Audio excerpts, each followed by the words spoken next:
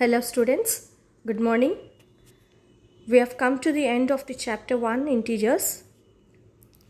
Let us revise what we have learnt. What is an integer? An integer includes whole numbers and negative numbers. This is a bigger collection of numbers, a big set of numbers. Integers are positive, negative and even 0. 0 is also an integer. It is neither positive nor negative. 0 is neither positive nor negative. For example, -1, 1, 6, -100, all these are integers. The set of integers is generally denoted by the letter Z or even the letter I. We have learnt about properties of integers. Let us revise properties of integers under addition and subtraction. If a and b are two integers, then a plus b is also an integer and a minus b is also an integer. So this is called closure property. Commutative property under addition, a plus b is equal to b plus a, is satisfied, but commutative property under subtraction is not satisfied. Similarly, if a, b, c are three integers, then associative property under addition is satisfied for integers but not for subtraction. You can take different examples for the values of a, b and c and you can prove associative property under addition and subtraction. We have also learnt distributive property over addition and subtraction. A into b plus c is equal to ab plus ac and a into b minus c is equal to a into b minus a into c. So distributive property of addition and subtraction for integers is given. This table gives you a quick reference for properties of integers.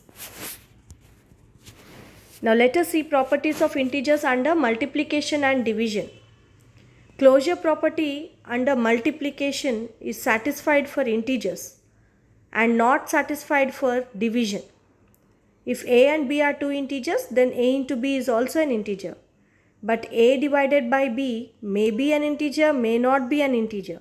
That's why closure property under division is not true for integers. Next you have commutative property under multiplication, a into b equal to b into a, which is satisfied. But a divided by b is not equal to b divided by a. And associative property under multiplication is satisfied for integers, but associative property under division is not true for integers. Refer this table for multiplication and division of integers as well as addition and subtraction of integers. This properties of integers table gives you a good and great reference for you to understand which property holds good and which does not. We have also learnt about additive inverse. The additive inverse of an integer a is minus a. A and minus a are opposites to each other. For example, the additive inverse of 6 is minus 6. When you add both the additive inverses, you get the result 0.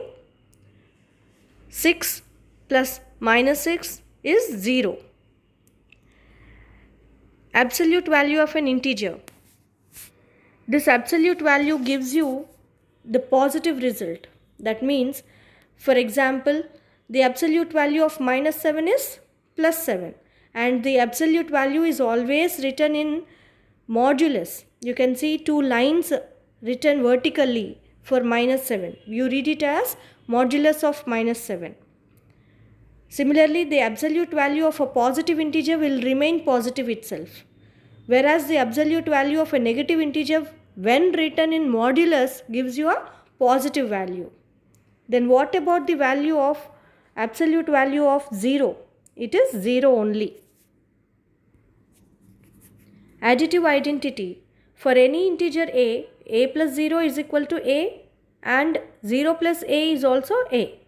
That means when you add 0 to any integer, you get the same integer. So that's why 0 is called the additive identity. Multiplicative identity. When you multiply 1 to any integer, you get the same integer. So 1 is called as the multiplicative identity for integers. And for any integer a, we have a divided by 0 as not defined, whereas a divided by 1 is a. These are some of the properties and rules that you have to learn for integers. You have also learned how to add, subtract, multiply and divide integers. We have also applied these properties of integers in solving various sums.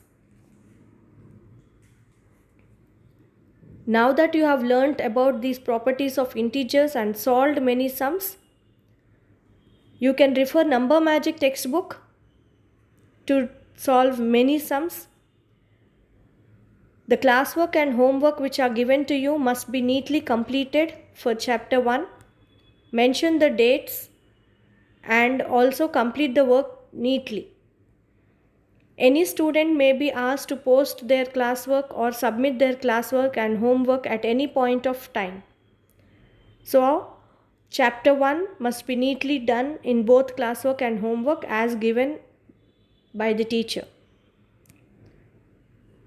The remaining sums from NCERT textbook or from Number Magic textbook can be solved by yourself in rough book or in any practice book to gain more practice. We shall meet in the next session with a new chapter. Thank you. Be safe and stay healthy.